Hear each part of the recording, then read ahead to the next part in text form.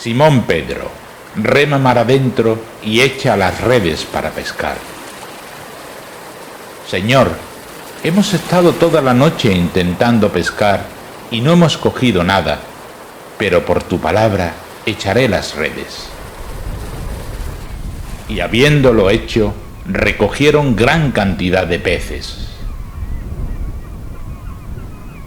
Y resuena en mi corazón las palabras del Señor diciendo: remad mar adentro, remad mar adentro.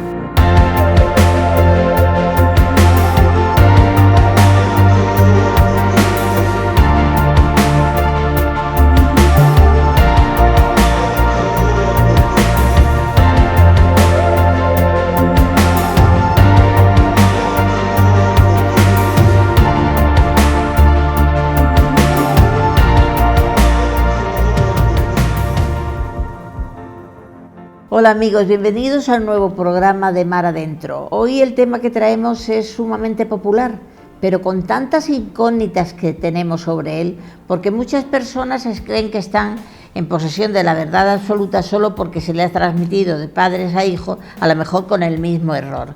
Hoy vamos a intentar, digamos que por lo menos que se nos aclaren ciertas ideas. Vamos a tratar los sacramentos, ni más ni menos.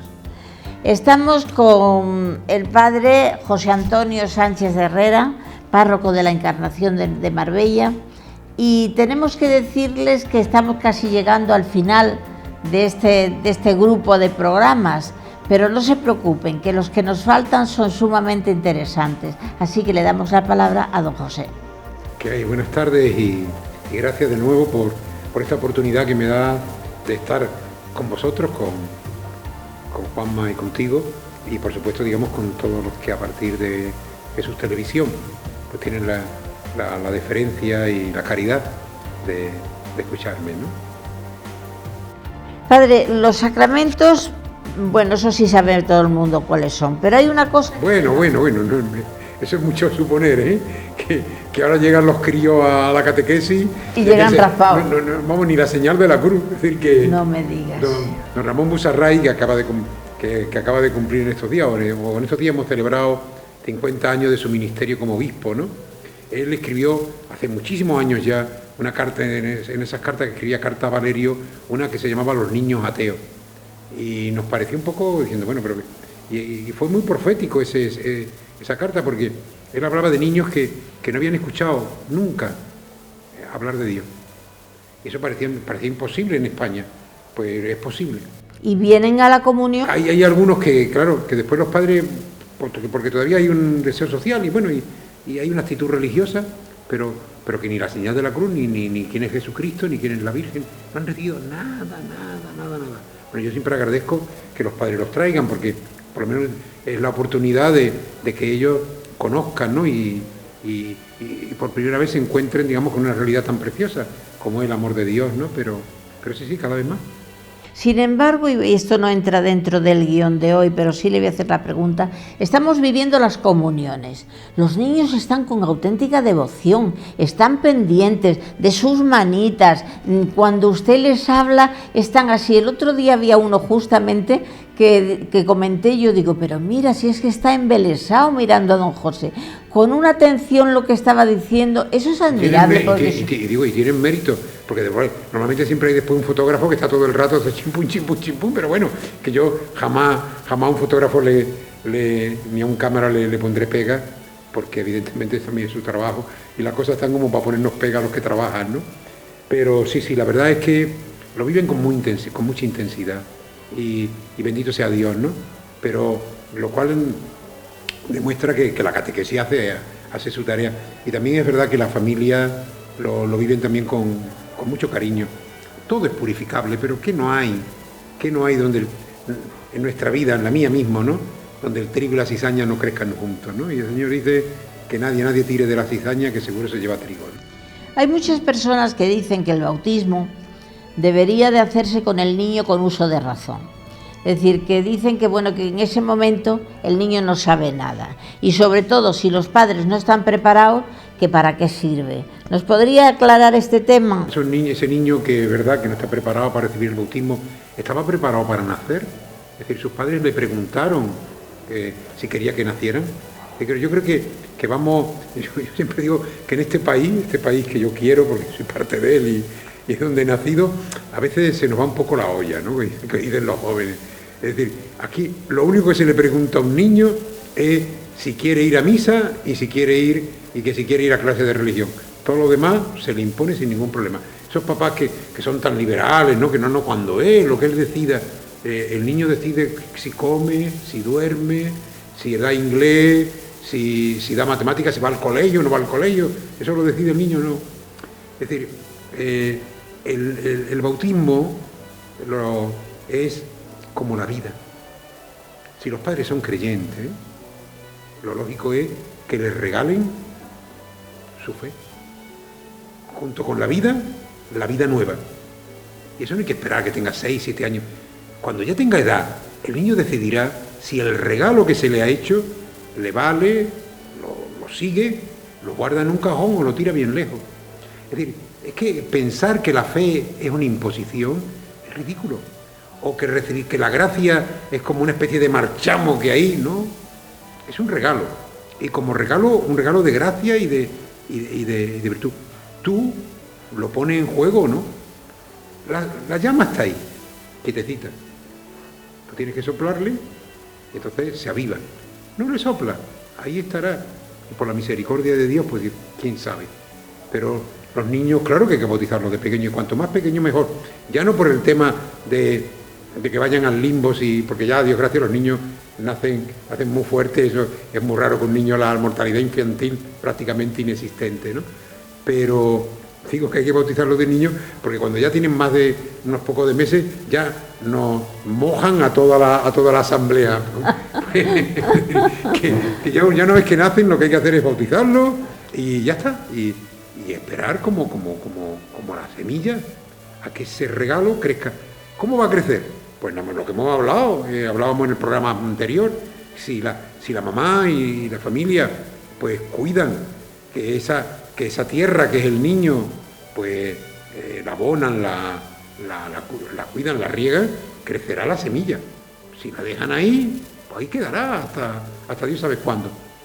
Y después, ya en tiempo de San Agustín ya había esa controversia, cuando sean mayores, y San Agustín la cerró totalmente es decir, porque al principio solamente se bautizaban los adultos, no es verdad. Es decir, mucha gente que se hacía cristiana, por ejemplo,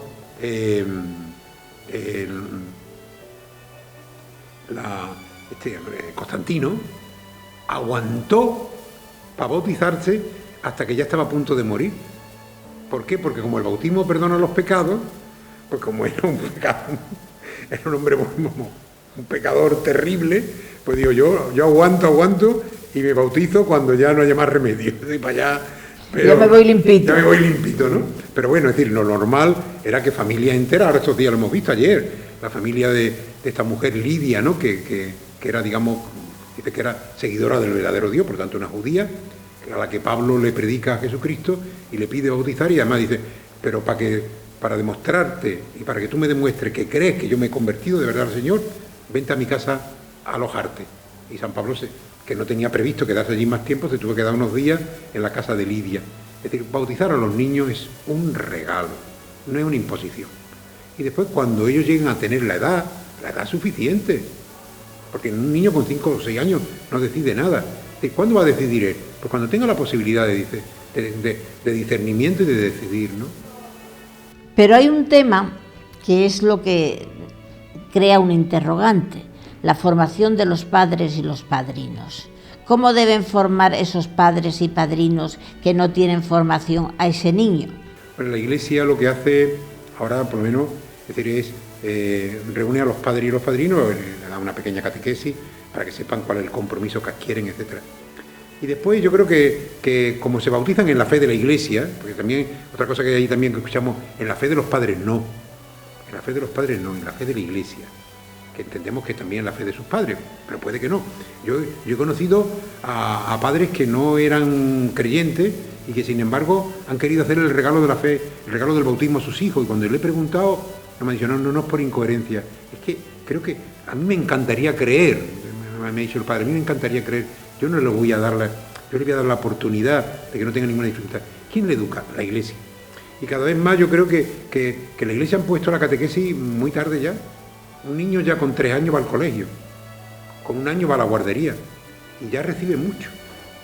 Es decir, y la fe entra por el oído. Entonces yo creo que cuanto antes comience la labor catequética, evidentemente tiene que ser una catequesis muy diferente, pero a mí no me parecería mal que la catequesis ya, la Iglesia se la ofreciera, digamos, cuando con muy poquito tiempo. Pero padre, por ejemplo, antes se hacía, porque yo ya tengo mis años y sin embargo cuando yo era pequeña lo recuerdo perfectamente que las monjitas desde los 3 años con canciones nos estaban enseñando. Si tiene la gran suerte que entra en un colegio que tiene una identidad cristiana, no hay problema, pero es que en Marbella, es decir, la gran mayoría de los niños se educan en una escuela que no es confesional.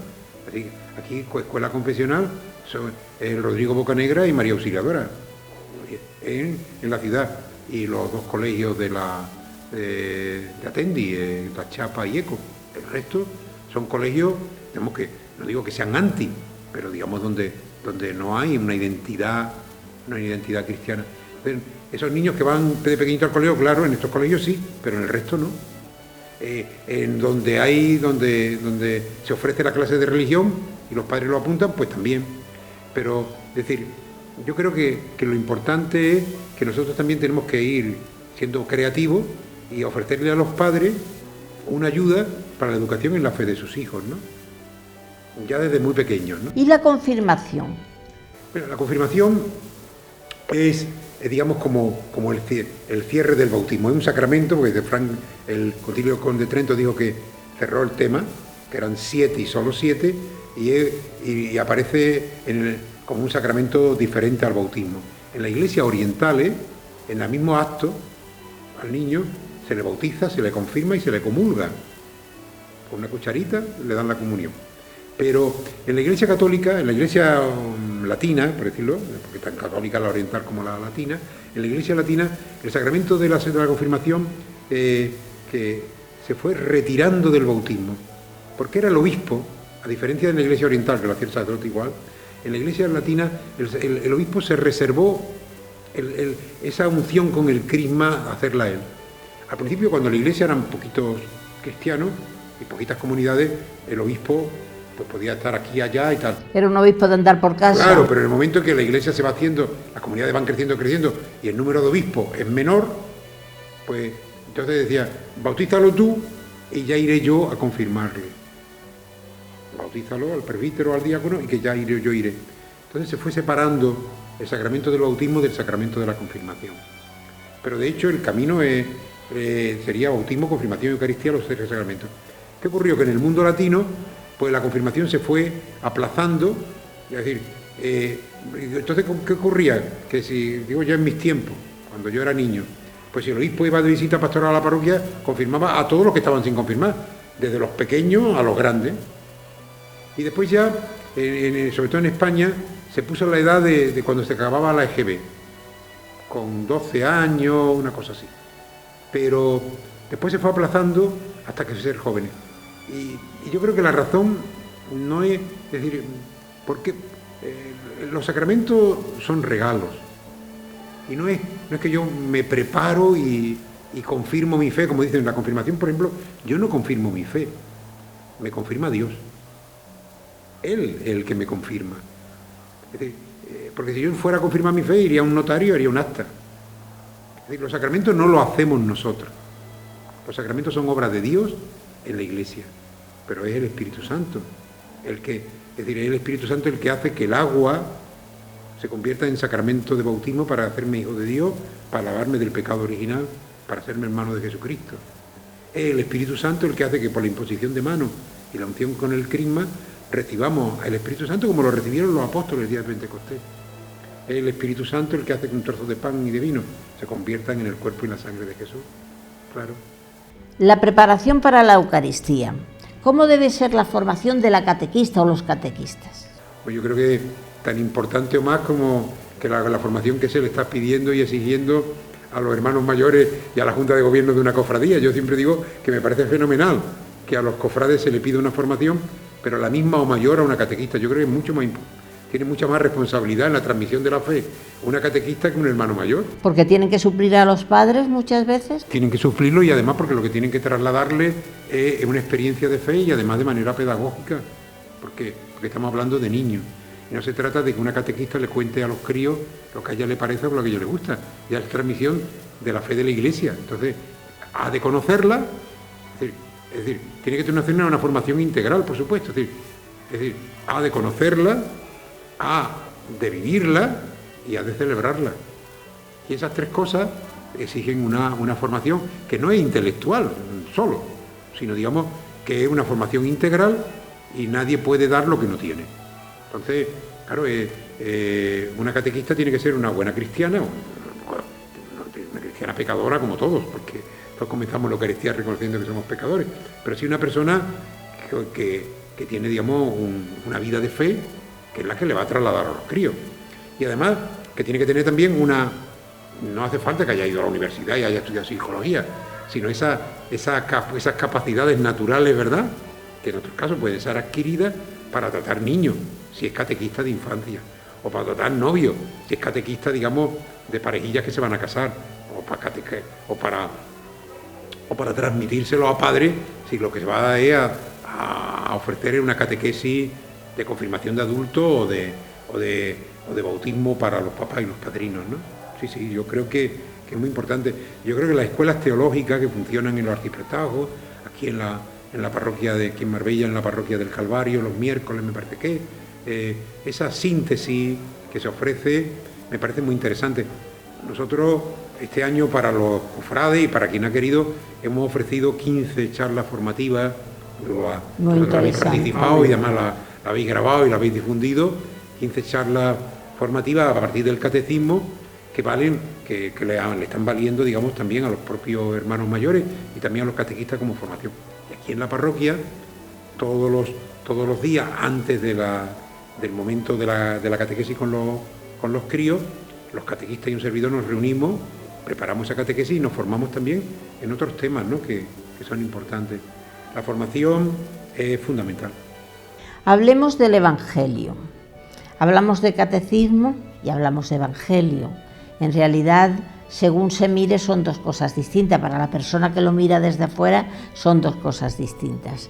Y de hecho yo creo que lo son. Es decir, que aunque uno lleve implícito el Evangelio, pero se le forma al niño en la comunión con ciertos pasajes del Evangelio que le pueden quedar grabado para toda su vida. De hecho, la catequesis que estamos haciendo y después los catecismos, todos parten de la palabra de Dios y terminan, es decir, comienzan con la palabra de Dios y terminan con ella. Es decir, ¿por qué? Porque la catequesis fundamentalmente es una llamada a la conversión, a un encuentro con Jesucristo, y el encuentro con Jesucristo es el encuentro con una persona, no es con una idea. Lo que pasa es que después ese encuentro con Jesús persona me provoca, digamos, una conversión de ideas, conocerle más y mejor.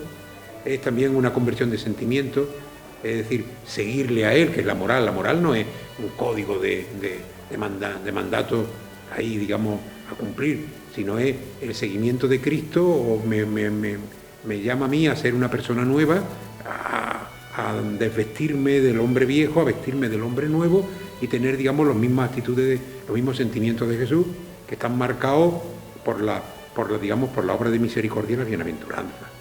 Y por supuesto, hay un aspecto de conocer, de vivir y por supuesto de celebrar. Yo creo que la auténtica catequesis lleva consigo también la parte celebrativa.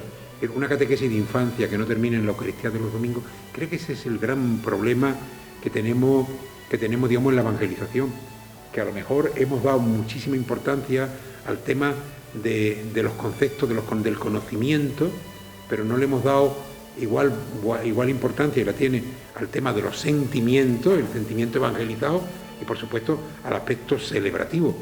Es decir, un niño que no participa en la Eucaristía dominical y se está preparando para celebrar la Eucaristía, pues el día de su primera comunión será, como yo le digo a ellos, y ellos se ríen muchísimo, pues una vaca en un garaje.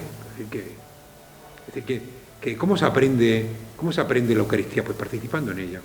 Yo siempre le pongo el mismo ejemplo a los críos. ¿Cómo aprendiste a montar en bicicleta? Pues montando. ¿Cómo se aprende a la Eucaristía? Pues viviéndola, participando, ¿no?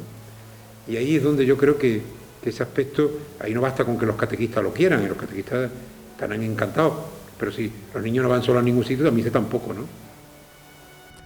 Entramos en la Eucaristía. Hay quien dice, yo me confieso con Dios y para hablar con Dios no necesito intermediarios. ¿Qué le diría usted a estas personas? Hombre, evidentemente, para hablar con Dios no necesita intermediario, porque el día de su bautismo, el sacerdote, el diácono o el obispo que lo bautizara, cuando lo ungió con el crisma, le dijo, y serás como Jesucristo, sacerdote, profeta y rey. En tanto que somos sacerdotes todos, de sacerdote común, sacerdote es el hombre, digamos, que digamos, se dirige a Dios y puede dirigirse de tú a Dios sin más, sin intermediario, ni en Jerusalén ni en Galilea. En el sacramento del perdón, la figura del sacerdote, quien perdona es Jesucristo. Vamos, la Trinidad. Dios es el que perdona. Yo te absuelvo en el nombre del Padre, del Hijo y del Espíritu Santo. ¿Qué hace el sacerdote? El sacerdote ministro lo que hace es, digamos, decirte lo que Dios quiere decirte, que no te lo va a decir de una forma... Es decir, ese es el sacramento. Es decir, nosotros necesitamos... Es decir, ¿cómo recibo yo al Señor? En el pan y en el vino. Que ¿quién lo consagra? El sacerdote con la fuerza del Espíritu Santo, no es magia. Pero es que nosotros somos criatura humana que necesitamos humanamente ver y palpar y tocar y sentir que esto estamos haciendo. No se trata de algo de que yo y Dios y yo no lo entendemos. Hay que objetivar. Entonces, por dos razones. Porque yo puedo, digamos, creerme perdonado e igual no lo estoy. O al revés, pensar que no tengo ninguna posibilidad de ser perdonado y también estoy equivocado. La Iglesia, el sacerdote es la Iglesia, representa a la Iglesia, a la comunidad eclesial, en la que en nombre de Dios te perdona y en nombre de Dios te dice, cuidado, que sí, que puede ser perdonado. O al revés, mira, o cambia o no hay perdón. El poder de las llaves que le da Jesús a Pedro, que le da Jesús a la Iglesia, lo que ate en la tierra quedará atado, lo que desate en la tierra quedará desatado. Pero no es el cura el que perdona, como no es el cura el que bautiza, como no es el cura el que convierte el pan y el vino en el cuerpo y la sangre de Jesús. Es decir, no, el cura es el ministro ordenado para, en nombre de Dios y con la fuerza del Espíritu Santo, decir esas palabras y esos gestos rituales que hacen que estas cosas de la naturaleza se conviertan después, digamos, en fuentes de salvación, ¿no? El pan y el vino en Jesucristo mismo. Hay personas que piensan, tengo el mismo pecado siempre. Voy a confesarme siempre de lo mismo. Yo me acuerdo que el padre Marcelino Iturgaiz, en unas conferencias que nos dio, dijo es que había una hermanita, una monjita que se iba a confesar con él siempre de la misma cosa. Llevaba 40 años. Le dijo, hermana, usted ya está perdonada. Quiero decir, claro, eso es muy jocoso por parte del padre Marcelino, que lo es, ya está muy mayor, ya tiene 95 años, pero hay que tener en cuenta esa realidad de que el que cae en la piedra le duele caer, pero es que cae 1000 veces con la misma piedra. Y entonces dice, ¿para qué me voy a confesar si es el mismo? ¿Usted qué le diría? Yo le diría que ánimo y adelante. Cuando alguien dice que siempre me confieso de lo mismo, digo, bueno, no tiene aspecto positivo, no empeora. Es decir, que no ha aumentado el capital de pecado. Y después yo creo que hay una cosa, es decir, cuando tú más te acercas a la luz, más descubres las arrugas de tu vida en lo externo. Cuanto más te acercas a la luz de Dios, también más ves las arrugas en tu vida. Es decir, ¿quién puede decir? Es decir, la gracia es utópica, no en el sentido de inalcanzable, sino inagotable. ¿Quién puede decir, yo ya no puedo amar más?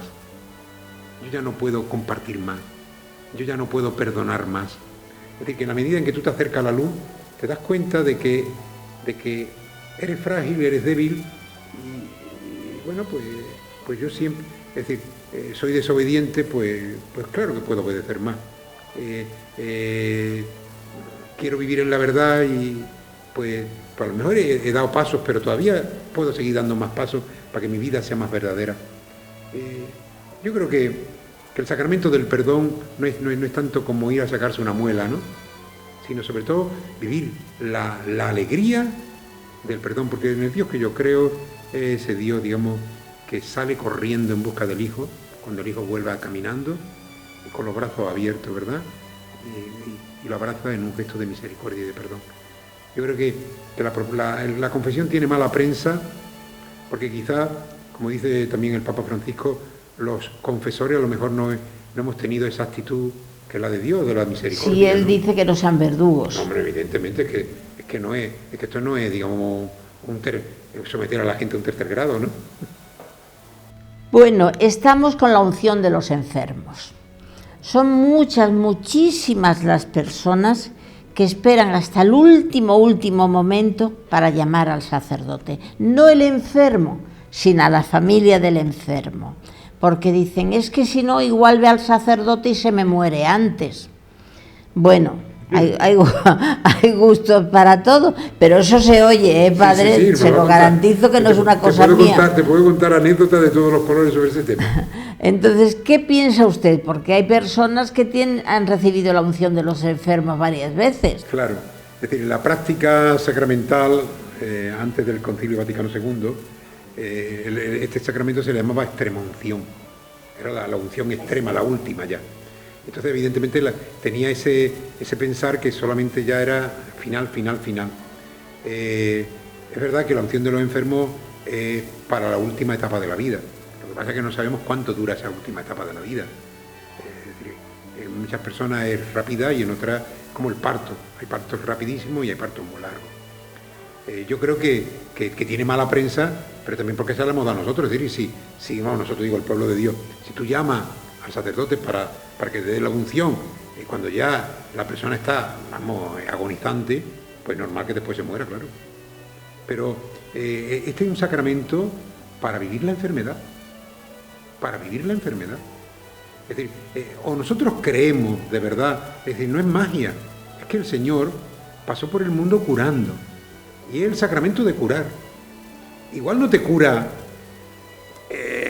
la enfermedad, porque ya es una enfermedad terminal, pero sí cura tu alma de la tentación de pensar que no estás perdonado, de la angustia de pensar de que Dios no te quiere, de descubrir la misericordia y el amor de Dios, que vas para el cielo, que vas para la vida eterna, que no vas a un lugar ignoto. Yo creo que sobre todo a personas creyentes, creo que es muy cruel no permitirle recibir, digamos, pues la ayuda del sacramento, ¿no?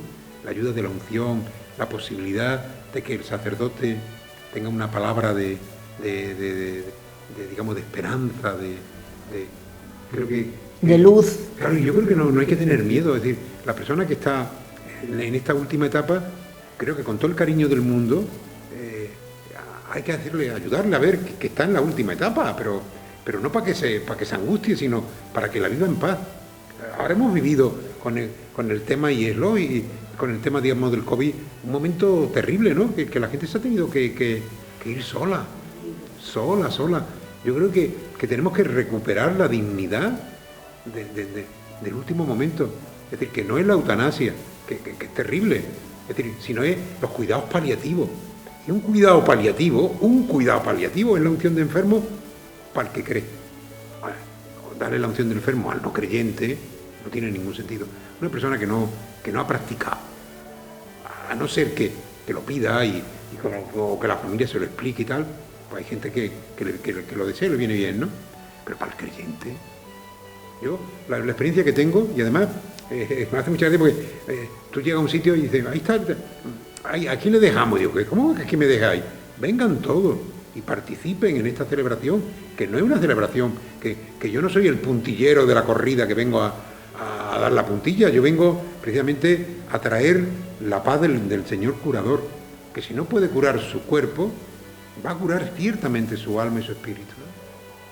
Bueno, entramos en un tema peliagudo, que es el orden sacerdotal. De eso hay para un programa completo. Cada sacramento daría para un programa más. Sí. Concretamente en esto yo tengo tanto leído ya que ya no sé ni qué pregunta hacer. Pero no me refiero a leído últimamente, sino leído durante toda mi vida. Hay una cuestión que lo dicen los jóvenes. Claro, la iglesia no se llena, pero es que lo del celibato se lleva fatal. Bueno, yo creo que el problema más gordo que tenemos los sacerdotes no es el celibato. Yo creo que el problema hoy es más fuerte que el celibato, es digamos, entre comillas, la irrelevancia social del sacerdote, ¿no? Un chico joven que deja familia, que deja, digamos, la posibilidad de un trabajo bien remunerado, aunque ahora prácticamente todo el mundo es mileurista,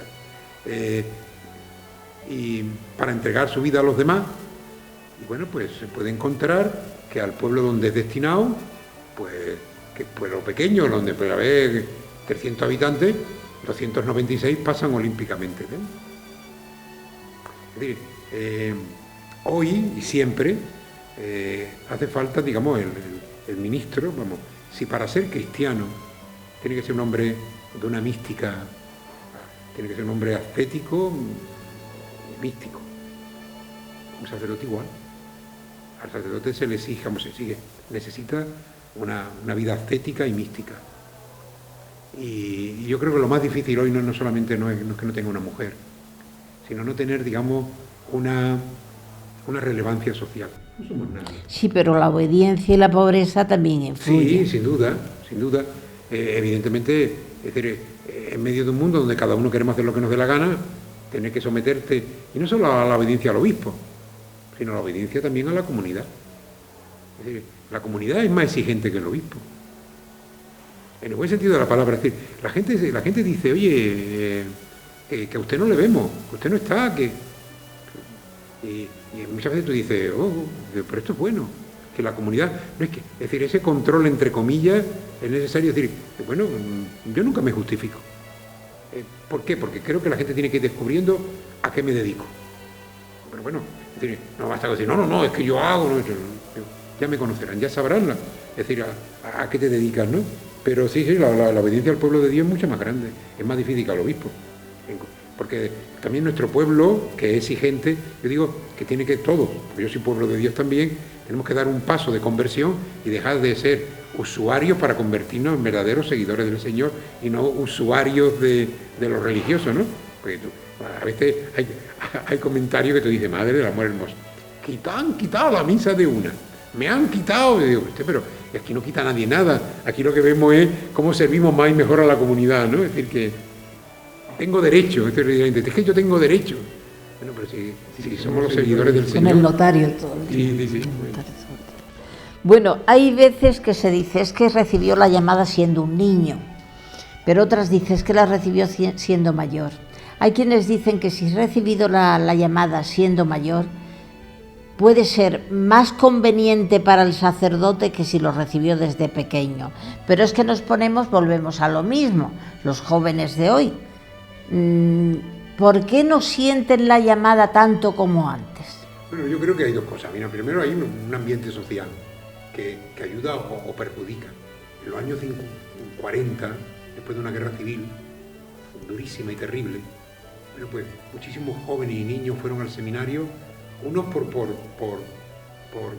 un sentimiento, digamos, de un deseo de servir a Dios, después de ver lo que habían visto, ¿no? Y otros fueron porque no era la única posibilidad que tenían de salir de sus pueblos e ir a estudiar algo. Es decir, que y unos permanecieron y otros lo dejaron, y todos recibieron, digamos, una preciosa formación, que yo me he encontrado por ahí con muchos alcaldes y tal, que dicen, yo se lo debo todo al seminario. En el sentido de, no todos fueron con una... Dios llamó al niño Samuel a ser profeta, y era un crío. Dios hizo rey a David, que era el más pequeño de sus hermanos. La llamada de Dios es cuando Dios quiere. Dios no es, y no es verdad que sea mejor llamada con más años que con más pequeños. Lo importante es que cada cual, en la edad en la que Dios le llame, responda.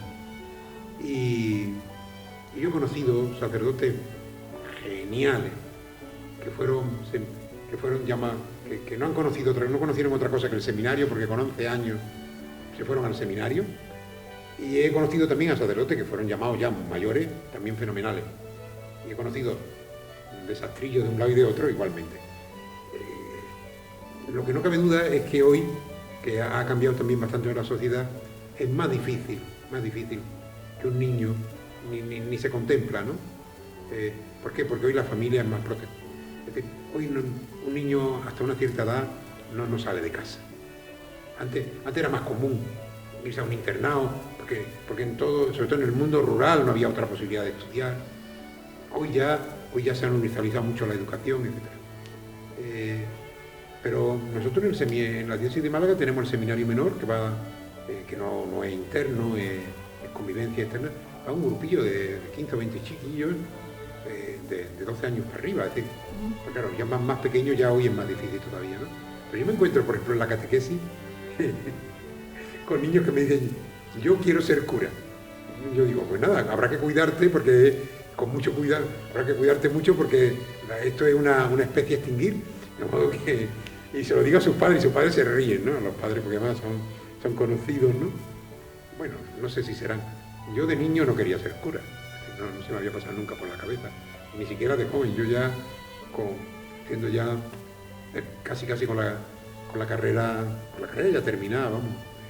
Fue cuando don Ramón me hizo una propuesta y me quedé pensando, y eso era junio y septiembre, estaba en el seminario, ¿no? Pero he conocido también a niños, a sacerdotes que entraron de niños y son una monería de curas, ¿no? Pues llegamos al más difícil, el matrimonio. El matrimonio... ¿El más difícil de vivir o el más difícil? El más difícil para todos. No se cotiza ni en bolsa, El matrimonio, hay que tener en cuenta que si te casas muy joven, enamoradísimo, el amor de tu vida, ese que era del instituto, que le cogías la manita, todas esas monerías y cursiladas, resulta que no funciona. Y otras veces sí. Llegan desde los 15 años y se mueren con 80 y es la misma pareja. Pero vamos a los tiempos de hoy. ¿Los tiempos de hoy llegan preparadas las parejas al matrimonio? Hombre, como ley general, la gran mayoría no, pero no porque sean malas personas, volvemos a lo mismo. Es decir, el matrimonio tiene un aspecto religioso y es también un contrato civil. De hecho, en cantidad de países, primero se hace el contrato civil, en el ayuntamiento, en el juzgado, y después se hace la celebración religiosa. En Italia y en España, me parece, no sé si en Portugal también, el matrimonio religioso tiene carácter civil automático. Eso tiene su ventaja y también su inconveniente, ¿no? ¿Cuál es el problema? El problema es que el matrimonio sea civil, bueno, y ya en el caso religioso, con una exigencia mayor, es, digamos, la entrega de dos personas, una entrega total, y serán los dos una sola carne.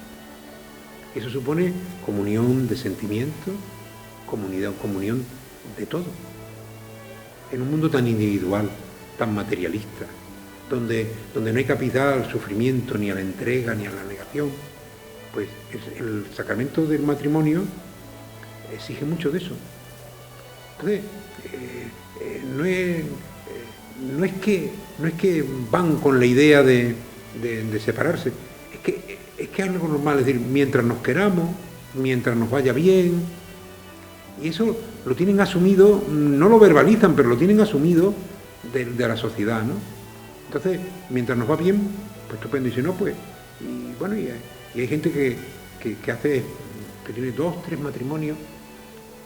No es un problema de maldad, es un problema de una cultura dominante, de una sociedad que digamos valora más pues otro tipo de cosas que la palabra dada para siempre, la fidelidad, la indisolubilidad. Son palabras muy gruesas, muy grandes. Es que puede ser ese precisamente el punto clave para que muchos jóvenes no se casen por la Iglesia. Bueno, eso de para siempre. Hoy los jóvenes no se casan ni por la Iglesia ni por ningún sitio, es que no se casan. Sino bien arrimados. Sí, claro, yo lo que le digo mucho a los jóvenes cuando le digo, pero casaros, aunque sea por el juzgado, casaros. Porque es que de verdad, es que yo creo que la pareja necesita una cierta estabilidad. Lo único que ocurre es que muchos de ellos lo que te dicen es que no tienen, como que no tienen dinero para casarse. Es que es todo muy complicado, ¿no? Es todo muy complicado. Y una de las cosas que me hace mucha gracia, porque yo participo en los cursillos, en las catequesis prematrimoniales, ¿no? Bueno, pues en la última, que eran 16 parejas, 15 ya venían con los deberes hechos. Es decir, que yo ahí cuando yo les pregunto a ellos, ¿y estáis dispuestos a recibir responsable y generosamente los hijos y educarlos según la ley de la Iglesia? Ya no se los tengo que preguntar si los hijos están delante. Es decir, bueno. Que hay ya muchos que vienen con los deberes hechos. Y esto da para una película, padre. Claro. Es decir, el Papa en la encíclica La Amoris Laetitia, ¿no? Qué joya. Nos pone el dedo en la llaga, no.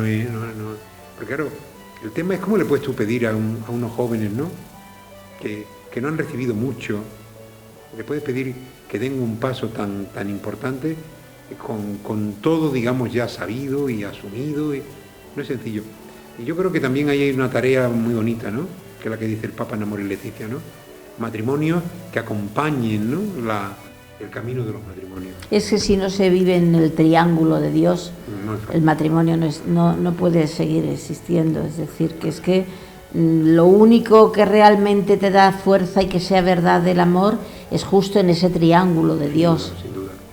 Oye, es que no es fácil, es que tú tienes que renunciar a ti mismo en favor del otro. Y es verdad que lo que aparentemente es pérdida, después se convierte en ganancia, pero el primer paso es perder. Es decir, en favor del otro, ¿no? Es decir, yo siempre digo que hay 3 palabras básicas en el matrimonio, ¿no? Yo creo que en todo, pero en el matrimonio más, que es la gratitud, que es el perdón y es la entrega. Y sin esas 3 cosas el amor es imposible. Y el matrimonio es una experiencia. Pero muchas veces, padre, es justamente en edad adulta cuando tú entiendes que eso debe ser así.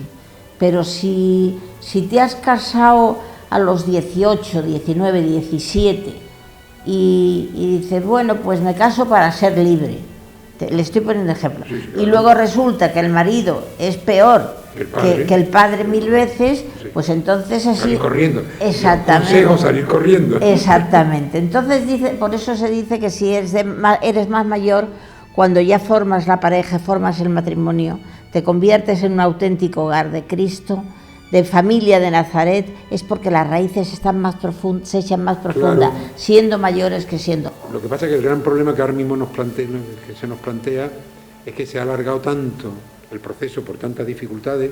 ¿Cómo un joven va a ser libre si no tiene, digamos, un sueldo, si no tiene posibilidad de comprar ni siquiera alquilar una casa, si no tiene, es decir, y además le pedimos que también tengan hijos, pero ¿cómo van a tener hijos si no tienen posibilidad, digamos, ni siquiera para vivir ellos? Es que es todo muy complicado. Y después, digamos, pues dicen, bueno, pues nos compramos una mascota, ¿no? Un perrillo que nos da menos que hacer y además si nos cansamos de él, pues se lo damos a otro. Pero vamos, sin hacer, digamos, formas fáciles, no es fácil asumir el reto que supone el matrimonio, que supone, digamos, un seguimiento por parte de los dos a Jesucristo, un encuentro en Él, como tú decías, ese triángulo donde Dios también tiene que estar presente. Sacrificarse por el otro sencillamente porque sí, no es fácil, ¿no? Sí, podemos decir que es un amor trinitario o no existe, o no va a buen puerto. Eso es cierto. Padre, hemos llegado al final de este programa de los sacramentos. Lo ha hecho usted muy ameno, aunque algunos eran dificilillos, lo ha hecho muy ameno, se lo agradecemos. Y ya estamos llegando casi en la recta final de estos programas, así que nos veremos la semana que viene, si Dios lo quiere, pero en otro espacio igualmente interesante. Muchas gracias. A vosotros siempre, gracias a vosotros. Pues ya saben, hemos llegado al final de este programa hoy, donde hemos tratado los sacramentos, esperando que sea de su interés, y nos vemos la semana que viene, si Dios lo quiere.